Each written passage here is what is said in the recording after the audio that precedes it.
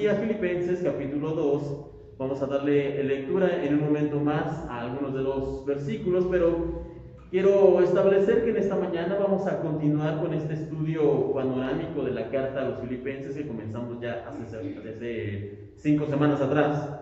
Y no solamente hemos estado hablando de esta carta, hermanos, y vamos a llegar ahora en esta mañana a un punto central, no solamente de la carta, porque es casi el centro de la carta, los versículos que vamos a estar leyendo hoy, sino que también es un punto central en la vida de nosotros los creyentes. ¿Por qué? Porque en los siguientes versículos vamos a estar haciendo un recuento de lo que es el Evangelio de nuestro Señor Jesucristo, y de esto es lo que vamos a hablar si el Señor nos ayuda y nos permite en esta mañana. Ahora, para comenzar, quisiera definir lo que es como tal el Evangelio, la palabra Evangelio, y si usted ya ha venido en otras ocasiones o incluso lo ha escuchado, el Evangelio significa buenas noticias, buenas nuevas. Esa es la traducción, digamos. Evangelio es una palabra griega y la palabra como tal se traduce como buenas nuevas o buenas noticias. Ahora bien, ¿de dónde viene esta palabra? En la antigüedad, en el Imperio Romano, existían diferentes colonias, por llamarlo, o ciudades, por llamarlas de algún modo, y en estas ciudades no es como el día de hoy, en donde pues las noticias corren con mayor rapidez. Simplemente necesitamos prender la televisión o tomar nuestro dispositivo móvil y vamos a encontrarnos con las noticias más relevantes del día. Pero en la época del Señor Jesucristo esto no ocurría así.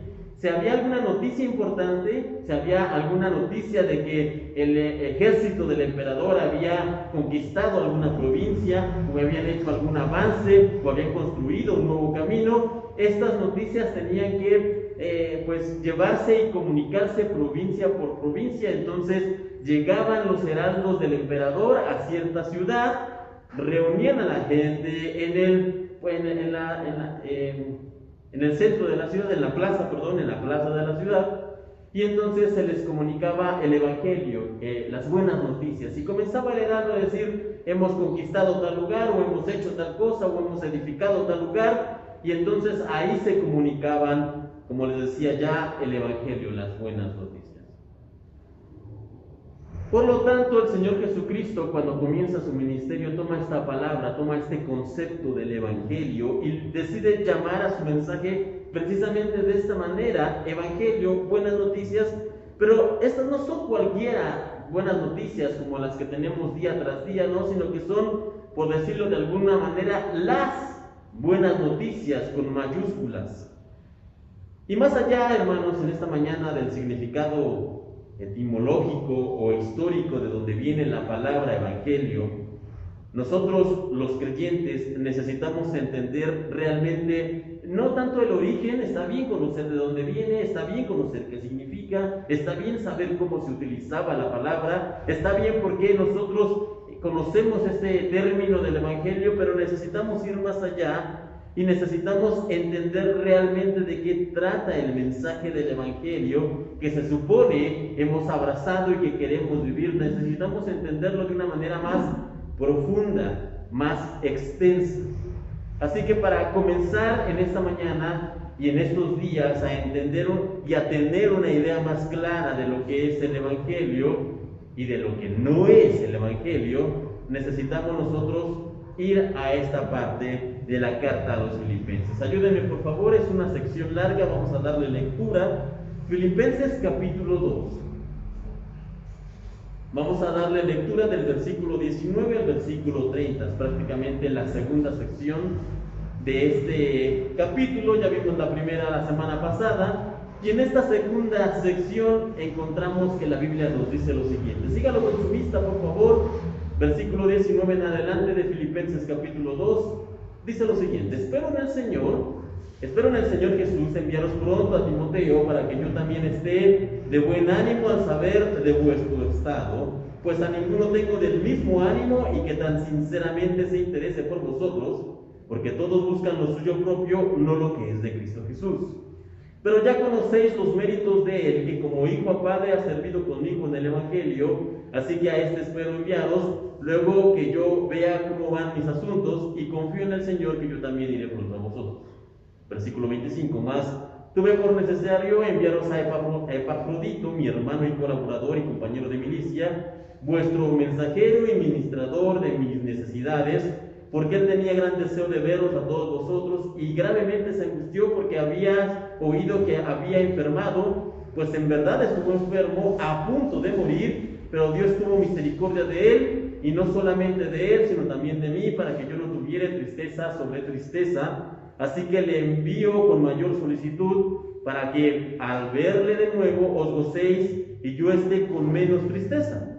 Recibidle pues en el Señor con todo gozo y tened en estima a los que son como él. Porque por la obra de Cristo estuvo próximo a la muerte, exponiendo su vida para suplir lo que faltaba en vuestro servicio por mí. Ahora bien, si nosotros leemos estos versículos de manera cotidiana, como solemos hacerlo en nuestra lectura anual, o simplemente llegamos a esta parte y lo leemos, en primera instancia pudiera parecer que realmente no se nos está enseñando nada. Estamos aquí viendo que Pablo está escribiendo de un tal Timoteo, de un tal Epafrodito que estaba enfermo, eso, y realmente, como les digo, en primera instancia parece que no se nos enseña nada y que no tiene nada que ver con el mensaje del Evangelio, simplemente es una parte de la carta y punto. Saltemos a las partes importantes, podríamos llegar a pensar. Sin embargo, si hacemos una lectura más detenida, que es lo que vamos a hacer en esta mañana, podremos entonces darnos cuenta que Pablo, en estas líneas tan sencillas y tan breves, nos va a enseñar acerca del Evangelio y nos va a enseñar acerca de lo que no es el Evangelio en la vida del creyente. Y para poder entenderlo de una mejor manera, vayamos, hermanos, por partes. Y hay hoy en día una corriente, ya lo hemos mencionado en otras ocasiones, hay una corriente en el cristianismo que de hecho cada día se está haciendo más fuerte y cada vez se está haciendo más popular, que le está enseñando a las personas que seguir al Señor es básicamente un pase libre para obtener bendiciones, para obtener riquezas, para tener prosperidad. Y de hecho esta corriente se llama así, Evangelio de la Prosperidad, y se le ha denominado de esta manera porque su mensaje central es que los cristianos tienen que ser prósperos, tienen que ser bendecidos, tienen que tener riquezas, tienen que tener cuestiones materiales. Y esto es así, como les digo, debido al énfasis de la predicación que ellos tienen. Ahora bien, debo preguntar ahora en esta mañana, ¿en qué condiciones el apóstol Pablo, que debemos recordar era un enviado del Señor, era un mensajero del Evangelio, era un heraldo del reino de Dios, pero en qué condiciones, hermanos, estaba Pablo cuando escribe esta carta que estamos estudiando, la carta a los Filipenses? ¿Acaso Pablo, su vida, en la forma en la que él estaba, reflejaba esta condición de prosperidad y de bendición material que tanto nos quieren promocionar hoy en día? Y la respuesta es obvia, no. De hecho, ¿cómo se encontraba realmente Pablo al escribir esta carta? Hagamos un recuento, hermanos. Primero que nada, ¿dónde la escribió? En la cárcel. Pablo estaba prisionero. Ahora, ¿qué más sucede aquí? Pablo no tenía grandes recursos económicos como para pagar una fianza o pagar algo para poder salir rápido. Realmente Pablo vivía con lo necesario día con día, tenía apenas lo mínimo necesario. Y de hecho, tanto era así la condición de Pablo que se nos dice en los versículos que acabamos de leer, que las iglesias tenían que ayudarle o aportarle algo a Pablo para poder subsistir. Ahora, no solamente estaba en estas condiciones, sino que también estaba necesitado de ayuda, porque en los versículos que acabamos de leer dice: yo quería enviarles a Timoteo, pero no puedo enviárselos en este momento porque él me está ayudando en las diferentes necesidades que tengo, posiblemente en un mensajero, en estar enviando, en estar escuchando, en comunicándose con las iglesias. Así que Pablo realmente estaba como prisionero con muchas limitaciones y Timoteo básicamente era la única ayuda que tenía. Pero no solamente esto, sino que además de todo lo anterior, también nosotros podemos leer que tenía un amigo y colaborador de milicia, como escribe Pablo, llamado Epafrodito, que estaba enfermo, y no solamente enfermo, sino incluso al borde de la muerte, y tenía que estar preocupado por esta situación Pablo, además de todo lo anterior. Ahora pregunta, hermanos, ¿les suena esto a bendición y a la prosperidad que tanto se pregona en tantos púlpitos hoy en día cada domingo? ¿Les suena eso? Pienso que no. El Evangelio, hermanos, quiero que quede muy en claro en esta mañana, no son solamente bendiciones. No son solamente dinero, casas, autos, lujos y joyas. Esto sabe que no es el Evangelio, ese es nuestro ambicioso corazón hablando. Esos son los deseos egoístas de nuestra vida. Eso solamente es, como dice la Biblia, la vanagloria de la vida, los deseos de los ojos, los deseos de la carne. Y eso es solamente lo que nosotros queremos, pero no es el Evangelio del reino ni el Evangelio de Cristo. Cuando el Señor Jesús estuvo caminando en este mundo, muchas personas quisieron seguirle, se acercaban a Él y le decían: te seguiré, Señor, voy a estar contigo, Señor, permíteme estar a tu lado. Y todos decían que querían seguirlo, pero el Señor, siendo honesto, se regresaba, se volteaba con estas personas, las miraba y les decía: ¿sabes qué? Seguirme, ser parte de mi reino, ser uno de mis discípulos, requiere sacrificio, requiere dejarlo todo. Hay muchas veces pruebas y sufrimiento y dolor, y incluso a algunos de ustedes les va a costar todo, la vida, porque van a morir por mi causa. En cierta ocasión, en el Evangelio de Mateo, podemos leer lo siguiente: Mateo capítulo 8, versículos del 19 al 20, lo voy a leer en la Nueva Traducción Viviente para poder tenerlo más en claro. Dice aquí, Mateo 8, del 19 al 20, entonces uno de los maestros de la ley religiosa le dijo: Maestro, te seguiré a donde quiera que vayas. Jesús le respondió: los zorros tienen cuevas donde vivir y los pájaros tienen nidos, pero el Hijo del Hombre no tiene ni siquiera un lugar donde recostar la cabeza. Básicamente lo que le estaba diciendo al Señor es: mira, si tú quieres venir conmigo, vas a tener que sufrir, vas a tener que pasar por necesidades, por hambre, por algunas pruebas complicadas. Si tú quieres seguirme, esto es lo que tengo que ofrecerte: nada. ¿Quieres? Y aunque la Biblia en estos versículos no lo dice, la idea queda bastante clara. Este hombre que quería seguir al Señor, lo más probable es que no lo siguiera, después de enterarse que no iba a recibir nada. Por lo tanto, hermanos, debemos entender en esta mañana que el Evangelio, contrario a lo que tanto se predica, o contrario a lo que nos hayan dicho, el Evangelio no es prosperidad. El Señor no prometió riquezas, ni lujos, ni mansiones, al menos no en este mundo, no en este lado de la eternidad. Muy por el contrario, lo que Él sí nos anticipó que iba a pasar es que íbamos a tener pruebas y aflicciones. El mismo Señor lo dijo: en el mundo tendrán aflicción. Y esa es una promesa del Señor. Lo que pasa es que no nos gusta recordar que el Señor lo prometió también: en el mundo tendrán aflicción.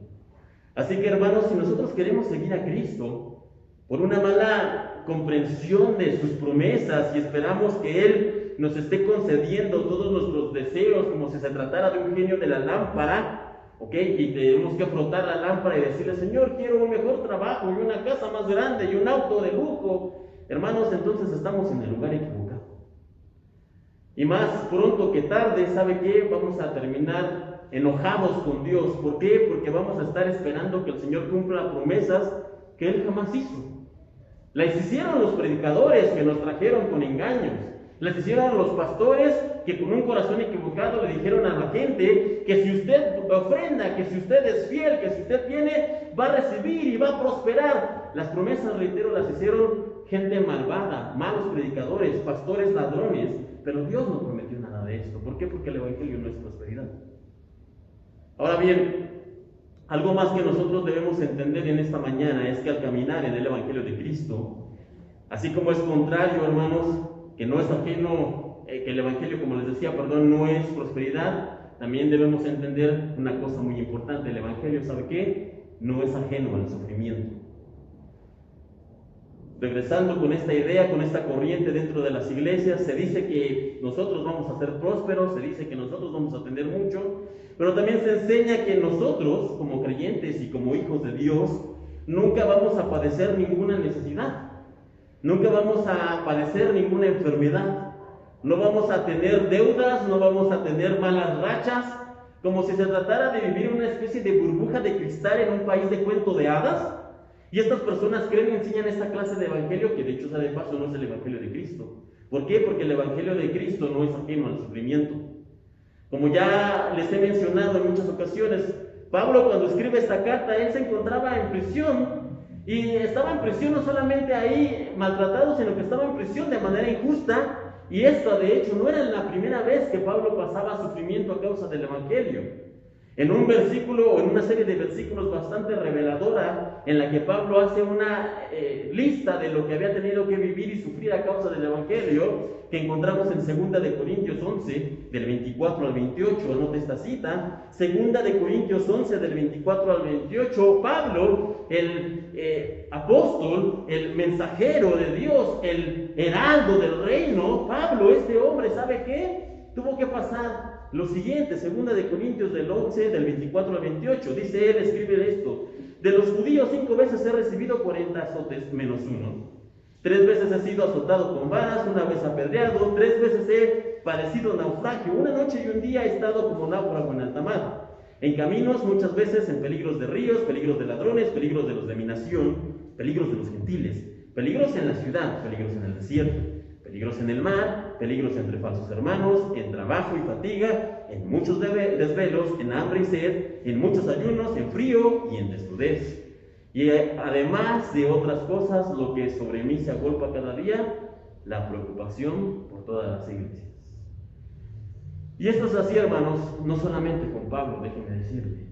Esta vida de muchas veces sufrimiento, no solamente es así con Pablo, sino que es así con todos nosotros, los creyentes. Y es que a lo largo de la historia, los cristianos, los verdaderos cristianos, han padecido rechazo, han sido perseguidos, han sido despreciados, han sido violentados, se han burlado de nosotros como creyentes por tener una fe en Dios. ¿Por qué? ¿Y por qué pasa eso? Podemos nosotros preguntar, ¿acaso no le importamos a Dios? Podemos llegar a pensar. ¿Acaso no se preocupa Dios por los suyos? ¿No le importa lo que nos pase? Y una vez más la respuesta es no. Este mundo de fantasía que aman predicar a estas personas, estos falsos maestros, en donde los cristianos no tienen que sufrir por nada y ni tienen que padecer por nada, ese mundo, hermanos, al ser de fantasía, no existe. Porque la verdad es que los cristianos, los creyentes, aquellos que realmente han decidido seguir al Señor, van a pasar por diversas pruebas, van a tener aflicción en su vida, van a tener dificultades. ¿Por qué? Porque el Evangelio, como ya les decía, no es ajeno al sufrimiento, pero, porque hay un pero, hermanos, pero, no es que no le importemos al Señor, no es que Él no tenga cuidados de nosotros como pudiéramos llegar a pensar, no es que nuestro Dios sea ajeno, sino que el Señor usa la prueba para hacernos crecer en Él.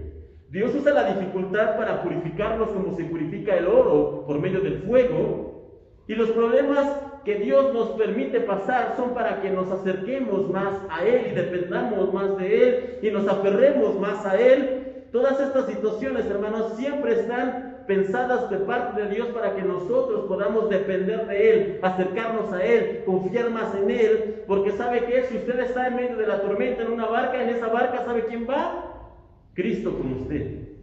Porque como ya les he dicho en muchas ocasiones, en el Salmo 23 se nos dice que tendremos que pasar por el valle de la sombra y de la muerte, pero ese salmo es bien claro, dice, porque cuando pases por el valle de la sombra y de la muerte, yo estaré contigo.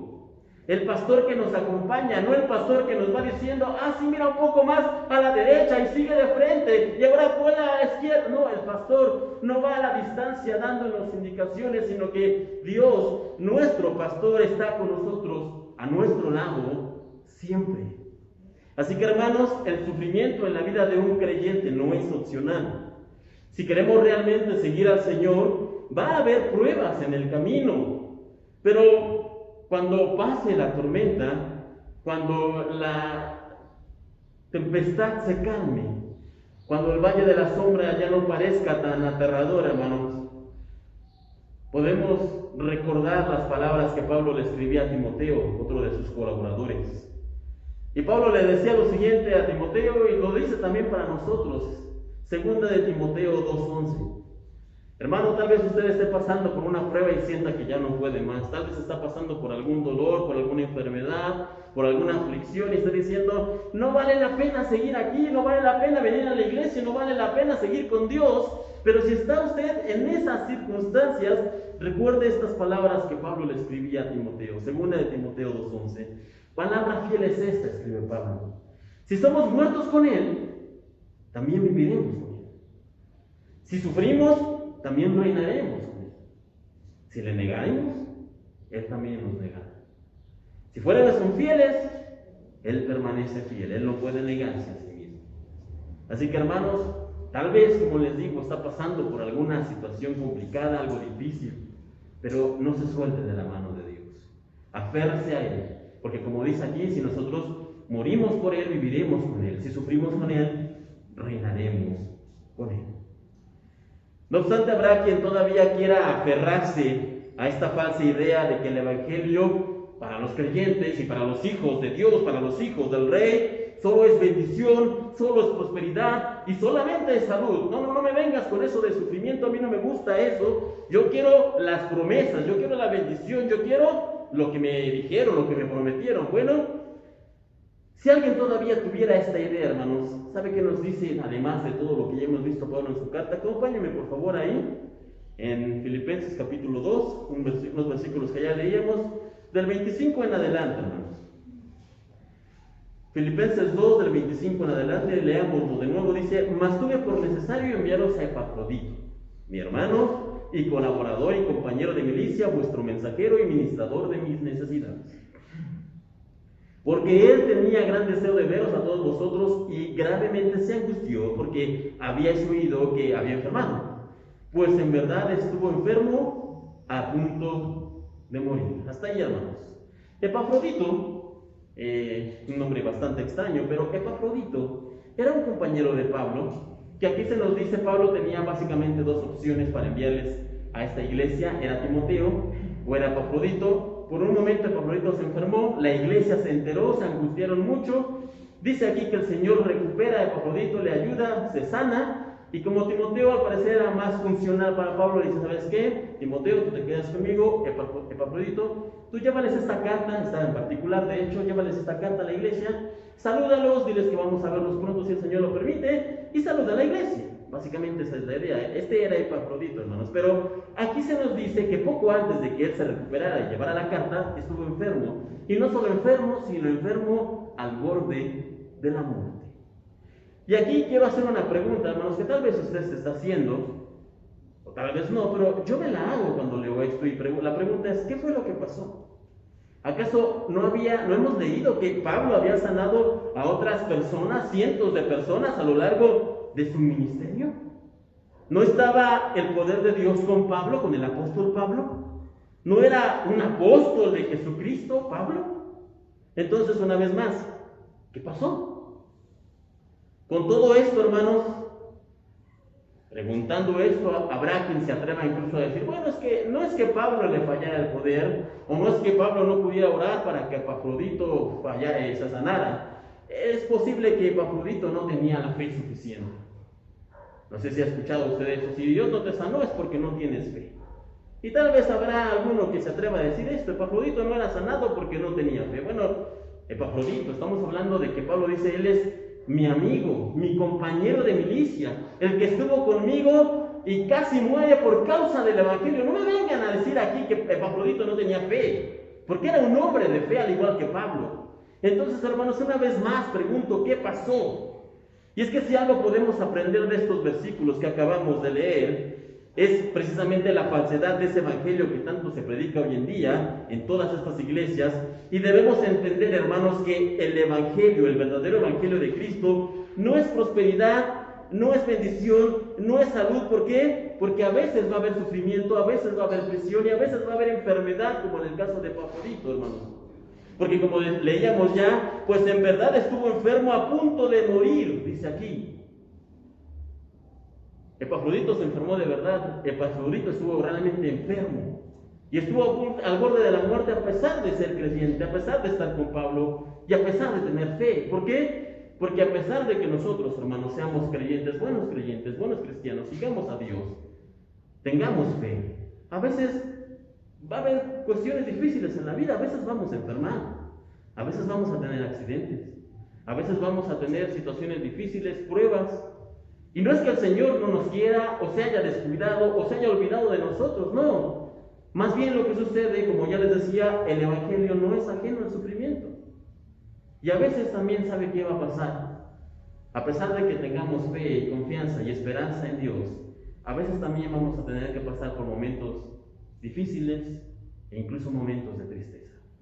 ¿Por qué les digo esto? Acompáñenme una vez más en su Biblia, en el versículo 27 ahora, de esta carta a los Filipenses, capítulo 2. El versículo 27 recalca esta idea de que Epafrodito estaba enfermo y dice ahí, pues en verdad estuvo enfermo, escribe Pablo, a punto de morir. Pero Dios tuvo misericordia de él, y no solamente de él, sino también de mí, para que yo no tuviese tristeza sobre tristeza. Ahora, lo que Pablo nos está diciendo aquí básicamente es, si mi compañero, mi amigo Epafrodito hubiera muerto, yo habría estado muy triste, está diciendo Pablo. Y una vez más, pregunto, hermanos, ¿qué pasó? ¿Acaso no es el mismo Pablo que un capítulo atrás, unos pocos versículos atrás, estaba diciendo, porque para mí el vivir es Cristo y el morir es ganancia? ¿No es el mismo Pablo? Pregunta, ¿qué pasó entonces? ¿Acaso Pablo no vivía lo que predicaba? ¿O no creía en las promesas del Señor que estaba escribiendo? ¿O no sabía Pablo que si su compañero moría iba a estar mejor porque iba a estar con Dios?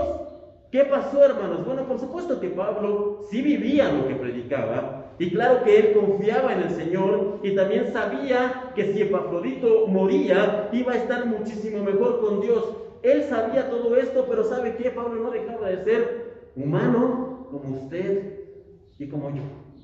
Pablo no dejaba de ser humano, y a veces, hermanos, en el Evangelio, caminando con el Señor, confiando en Dios y esperando en Él, aún en esas situaciones va a haber, ¿sabe qué? Va a haber días grises. En el Evangelio va a haber días de llanto, va a haber momentos de dolor y momentos de tristeza. Y esto es así no porque no le importemos a Dios, no porque Él sea ajeno a nuestro sufrimiento, no porque Él sea distante. Esto es así porque en el Evangelio también se nos promete que llegará el día en que todos estos días grises, llegará el día en que todas estas lágrimas, llegará el día en que todas estas tristezas van a desaparecer. El Evangelio nos promete que llegará el día en que nuestras lágrimas, esas lágrimas que derramamos por dolor, por angustia, por no saber qué va a pasar en la noche, si nuestro familiar va a pasar de un día para otro, esas lágrimas que tiramos porque alguien nos defraudó, porque alguien nos falló, porque alguien nos traicionó, esa angustia que sentimos cuando no sabemos más qué hacer porque ya lo dimos todo y ya no podemos dar más. Esas lágrimas que salieron, hermanos, dice la Biblia, que el Señor las va a enjugar, las va a limpiar, las va a quitar. Hermanos, llegará el día en que nuestro llanto, dice la Biblia, será cambiado por risa.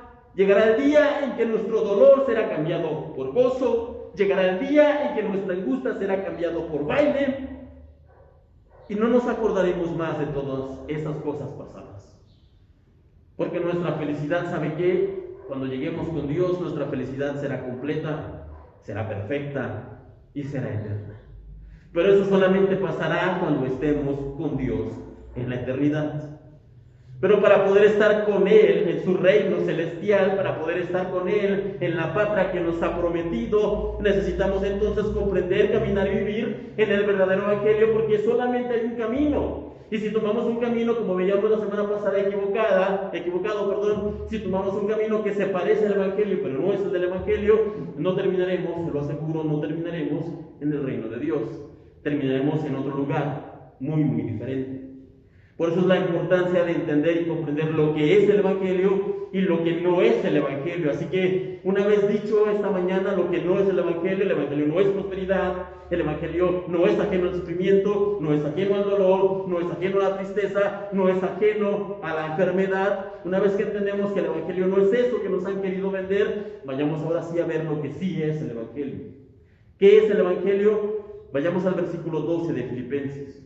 De hecho, nos saltamos estos versículos intencionalmente, pero vamos a regresar a unos versículos. Vamos a leer ahora del versículo 12 al 18, Filipenses 2, del 12 al 18. Y dice lo siguiente, hermanos: por tanto, amados míos, les escribe Pablo, como siempre habéis obedecido, no como en mi presencia solamente, sino mucho más ahora en mi ausencia, ocupados en vuestra salvación con temor y temor. Porque Dios es el que en vosotros produce así el querer como el hacer por su buena voluntad. Versículo 14: haced todo sin murmuraciones y contiendas, para que seáis irreprensibles y sencillos, hijos de Dios sin mancha, en medio de una generación maligna y perversa, en medio de la cual resplandecéis como luminares en el mundo. Asidos de la palabra de vida, para que en el día de Cristo yo pueda gloriarme de que no he corrido en vano, ni en vano he trabajado. Y aunque se ha derramado en libación sobre el sacrificio y servicio de vuestra fe, me gozo y me regocijo con todos vosotros, y asimismo gozaos y regocijaos también vosotros conmigo. Ahora, hermanos, hay muchas cosas que podemos sacar, que podemos extraer de estos versículos, pero en esta mañana solamente vamos a sacar 3 puntos. 3 puntos de lo que realmente, de lo que sí es el Evangelio. Y lo primero que tenemos que decir en esta hora es que el Evangelio es algo que se tiene que vivir de corazón. El Evangelio es algo que se tiene que vivir de corazón. Versículo 14 dice aquí: haced todo sin murmuraciones y contiendas. Y es que es increíble, hermanos, ver cómo hay muchas personas que dicen que son cristianos, que dicen que creen en Dios, pero a pesar de que sirven al Señor, les resulta, ¿sabe qué? Más que como un disfrute, lo hacen como una carga. Me tengo que levantar para ir a la iglesia, tengo que tocar, tengo que preparar el mensaje, tengo que orar, tengo que leer, amo a Dios, dicen ellos, pero es una carga servir al Señor. ¿Y sabe qué? Si es una carga servir al Señor, entonces realmente no amamos a Dios. Si usted ha amado a una persona, la ha amado con locura, con honestidad, sinceramente, usted sabe que hacemos las cosas por amor y jamás será una carga. Haremos viajes y recorreremos distancias y traeremos cosas y haremos cosas, pero si lo hacemos realmente por amor, jamás será una carga. Y si realmente amamos a Dios, servir al Señor jamás será una carga. Pero como les decía, hay personas que dicen amar a Dios, pero les resulta una carga, les resulta pesado obedecer sus mandamientos. Es para ellos gravoso ser fiel al Señor. Vienen a la iglesia, pero lo hacen más como un compromiso. Porque tengo que ir para que me vean, para que no digan que ya no voy. Lo hacen incluso por tradición, pero no lo hacen por amor ni lo hacen de corazón. Luego entonces debemos entender, hermanos, en esta mañana que el Evangelio es algo que debe abrazarse con todo nuestro ser y que debemos vivirlo con un corazón agradecido, con un corazón honesto, con un corazón sincero para el Señor, y debemos adoptarlo no solamente como algo que hacemos los domingos, porque soy cristiano los domingos, me pongo el traje de cristiano los domingos, pero de lunes a sábados vivo una vida completamente distinta y ni me acuerdo de Dios, ni me acuerdo de la iglesia, ni de la Biblia, ni de la palabra, ni de la oración. No, hermanos, si nosotros vamos a ser creyentes, tenemos que adoptar esto como un estilo de vida completo, que nos envuelve, que nos penetra, que nos identifica y que nos da una identidad como cristianos. La Biblia en el libro de los Hechos, en el capítulo 11, versículo 26, se dice que en una ciudad llamada Antioquía, ahí se les llamó por primera vez a los cristianos cristianos. ¿Y por qué fue esto, hermanos? ¿Sabe por qué? Porque antes de esto se les conocía como los del camino. Y estas personas del camino, cuando comienza la persecución, se comenzaron a mover a diferentes ciudades, llegando incluso hasta esa ciudad de Antioquía. Y cuando los del camino llegaron a Antioquía, ¿sabe qué hicieron? Comenzaron a hablar de Cristo. Y le hablaban a todas las personas de Cristo, de Cristo, de Cristo, de Cristo. Comenzaban a demostrar su amor por quién, por Cristo. Yo amo a Cristo, yo lo veo como mi Señor a Cristo, a Cristo, a Cristo, a Cristo. Comenzaron a vivir como Cristo. Y ellos comenzaron a decir, si yo hago esto, lo hago porque quiero ser como Cristo, porque quiero imitar a Cristo, porque la vida de Cristo ahora está en mí. Y tanto era Cristo, Cristo, Cristo lo que hablaban, lo que vivían, lo que respiraban, lo que predicaban, que las demás personas cuando ya los veían, ahí viene el cristiano. Y el nombre cristiano comenzó siendo un nombre de burla, porque estas personas solamente hablaban de Cristo. Pero era una identidad para ellos, algo que comían, respiraban y dormían, Cristo. Y eso es lo que nosotros tenemos que hacer, porque este es el verdadero corazón del Evangelio, porque el Evangelio se tiene que vivir como algo de corazón. Si lo estamos haciendo como una carga, si lo estamos haciendo como algo pesado, si lo estamos haciendo como algo que nos cuesta, entonces realmente, perdón que lo diga, pero no somos cristianos. Somos tal vez simpatizantes, somos tal vez alguien que nos gusta escuchar, pero cristianos verdaderos no lo somos si nos cuesta servir a Dios. Así que cuando nosotros comenzamos a vivir el Evangelio, pero realmente de corazón, eso debe transformar nuestra vida, debe transformar la manera en que pensamos. Debe transformar la manera en la que nos relacionamos con los demás. En pocas palabras, debe hacernos una nueva criatura, como dice la palabra. Y eso nos lleva al segundo punto que podemos aprender acerca de lo que es el Evangelio. Y el Evangelio, como segundo punto en esta mañana, es santidad. Acompáñenme una vez más. Versículo 14 del capítulo 2 de Filipenses dice ahí: hacedlo todo sin murmuraciones y contiendas. Esto ya lo vimos. Y versículo 15: para que seáis irreprensibles y sencillos, hijos de Dios, sin mancha, en medio de una generación maligna y perversa, en medio de la cual resplandecéis como luminares en el mundo. Si lo tuviéramos que definir esto de estar sin mancha, resplandecer, etcétera, etcétera, en una sola palabra, esa palabra sería santidad. Por eso es como ya les decía, el Evangelio es santidad. El Señor Jesús de hecho lo dijo de una manera, o de la siguiente manera, ¿no? Usted lo puede leer en casa en Mateo capítulo 5, y en el versículo 13, refiriéndose a sus seguidores, a sus discípulos, el Señor les dice, versículo 13 de Mateo 5, ustedes son la sal de la tierra. Y un versículo más adelante, versículo 14, les dice, ustedes son la luz del mundo. Somos sal y somos luz, o debemos ser sal y debemos ser luz, de acuerdo a las palabras del Señor Jesús. Ahora, ¿qué significa esto? De ser sal y de ser luz. Bueno, la sal, hermanos, en la época del Señor Jesús, y de hecho hasta el día de hoy, porque no ha perdido estas propiedades, la sal se utiliza para la conservación de los alimentos, para que no se echen a perder tan rápido. Y este es el llamado que el Señor hace cuando nos dice, ustedes son la sal de la tierra. Es decir, nosotros debemos evitar la descomposición de nuestra sociedad. Que dicho sea de paso, no hemos sido muy buenos en este trabajo, porque basta solamente con mirar allá afuera y ver la podredumbre que hay. Pero bueno, ese es otro tema. Ustedes son la sal de la tierra. ¿Por qué? Porque debemos evitar que la sociedad se corrompa como se ha corrompido hasta el día de hoy. Y también dice, ustedes son la luz del mundo. Y somos la luz del mundo porque una luz sirve para alumbrar y para no tropezar. ¿Se ha levantado en la madrugada un día en su cuarto sin luz? ¿Y qué sucede cuando lo hacemos? Se nos olvidó que dejamos algo, nos golpeamos con la cama, nos pegamos con un mueble, porque sin luz muchas veces no sabemos, aunque conozcamos el lugar, no sabemos en dónde vamos y a dónde estamos. ¿Ok? ¿Y una luz para qué sirve? Para alumbrar, para no golpearnos, para no tropezar. Sin embargo, hermano, sabe que una sal que no sala, que no cumple su función, el mismo Señor Jesús lo dice, no sirve para nada. Y una luz que no alumbra, pues es igual de inútil. No servimos para nada. Por lo tanto, nosotros como creyentes debemos recordar que el llamado del Evangelio es un llamado a la santidad. ¿Y qué es la santidad? Debemos ser la sal de la tierra y la luz del mundo. Llevar el mensaje del Evangelio para evitar la descomposición, llevar la luz del Evangelio para alumbrar el camino de las personas y anden en el camino de Cristo. Así que, como les decía, el mensaje del Evangelio es un mensaje, es un llamado a la santidad. No a la santurronería, hermanos, eso quiero dejarlo en claro. Esos santurrones que dicen, no, esto es malo, y esto es pecado, y esto es del diablo, y todo es malo, todo está mal, todo no le agrada a Dios según ellos. No, ese no es el llamado del cristianismo, ese no es el Evangelio. ¿Okay? Es un llamado a la santidad.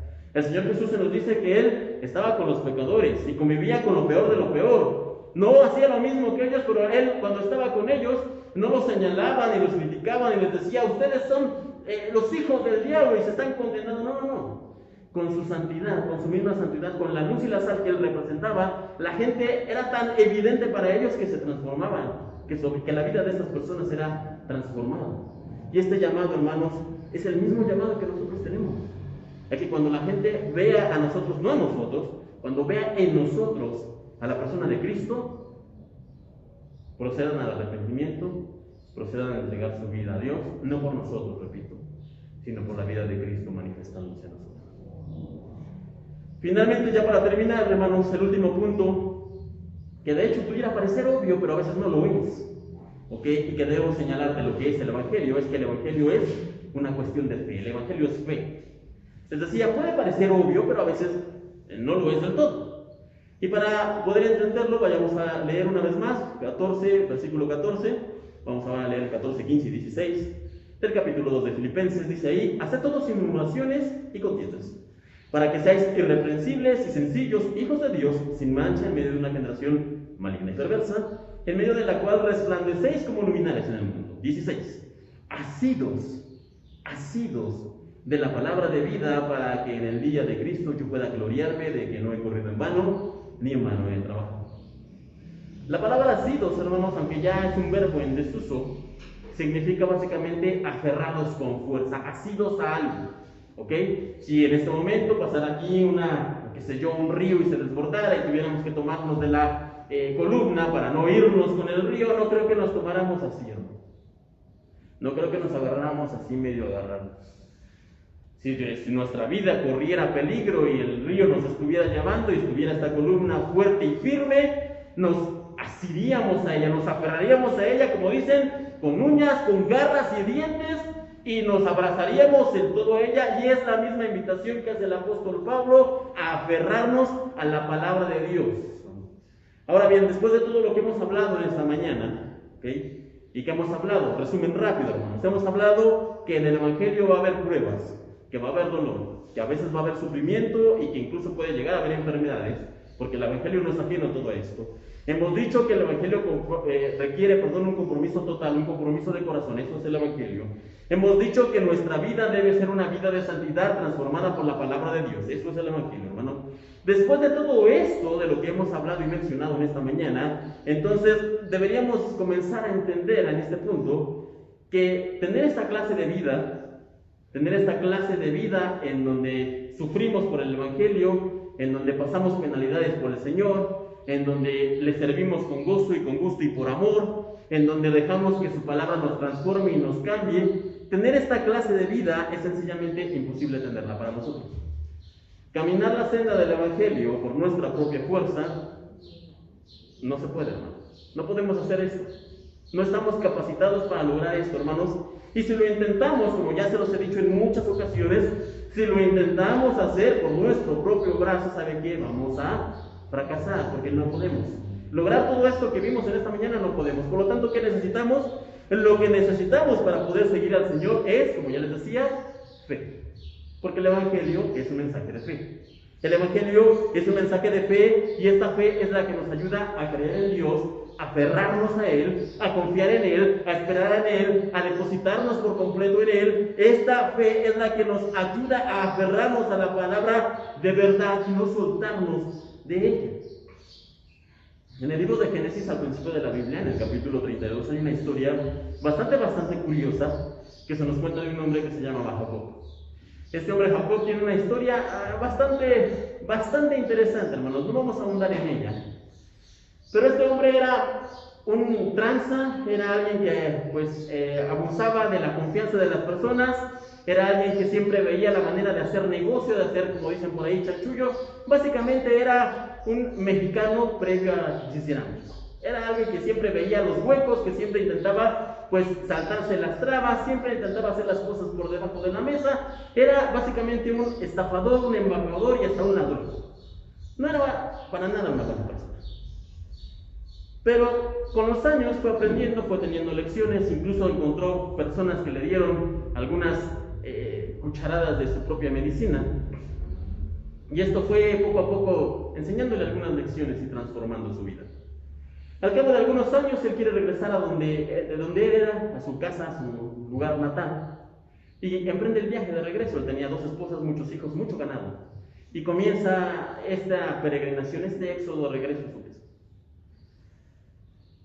Ya estando cerca de llegar a su casa, ocurrió lo siguiente. Usted lo puede leer en Génesis 32. Se nos dice ahí que había precisamente un río, y por la naturaleza de las personas con las que iba, los niños y los animales, pues los fue pasando poco a poco. Y se hizo de noche.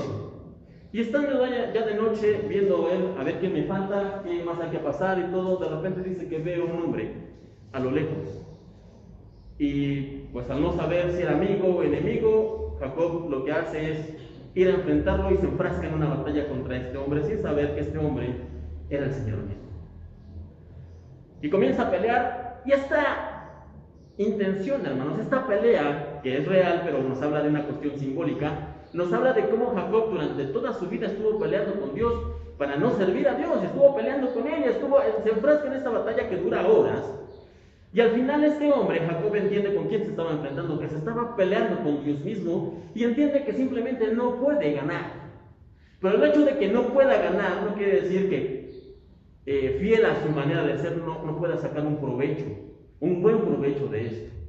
¿Y qué es lo que hace Jacob? La Biblia nos dice que ya para llegar casi la madrugada, porque como les decía, esta pelea duró toda la noche, ya para llegar casi la madrugada, el ángel del Señor le toca la pierna, lo lastima, y lo va a dejar ahí básicamente, pero Jacob lo que hace es que lo alcanza a pescar de la pierna, y le dice, se aferra fuertemente a él, le dice, no te voy a dejar, no te voy a dejar, no te voy a soltar, hasta que me bendigas.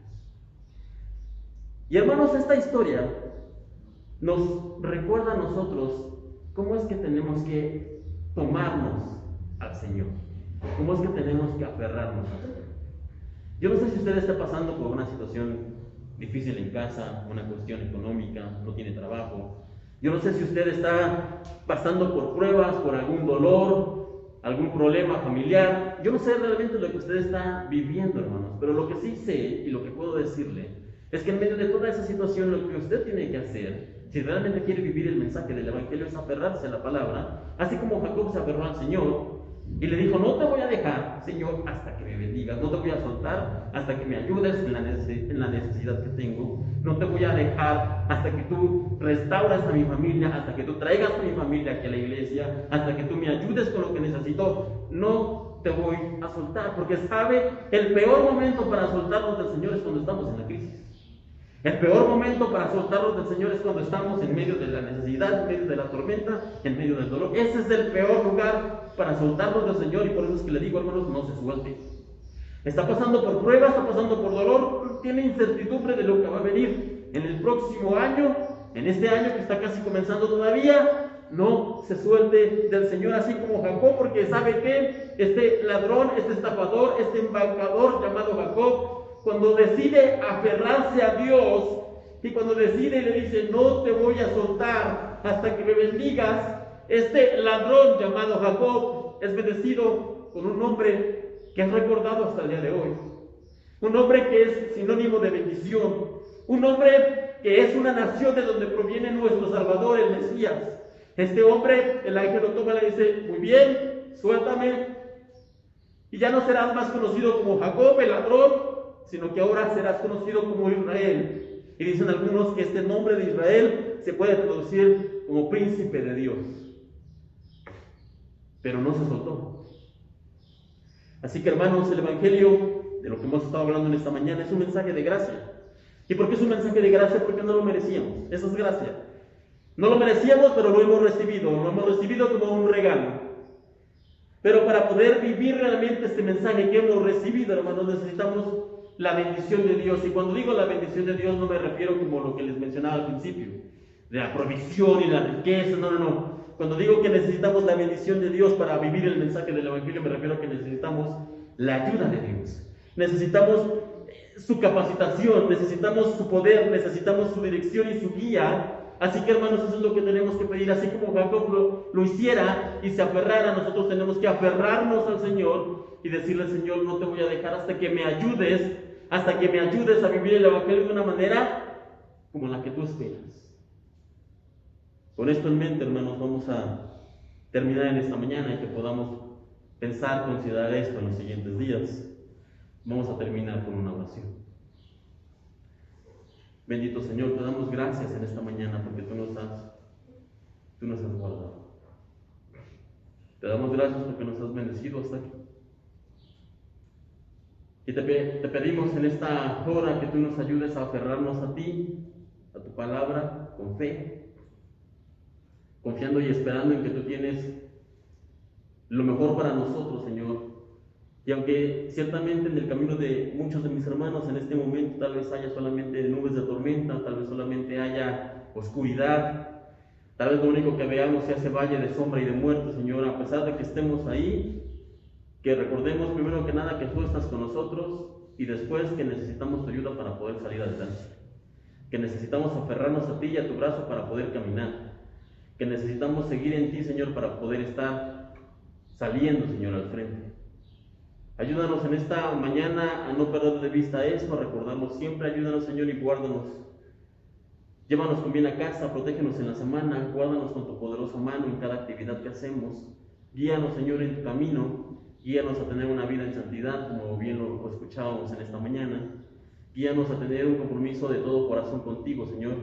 Pero sobre todo, guíanos a tener una vida de fe, confiando y esperando en ti, aferrándonos a tu palabra, hasta el día que tú regreses. Es lo que te pedimos ahora, Señor, por favor, en el nombre de tu Santo Hijo, el Señor Jesucristo.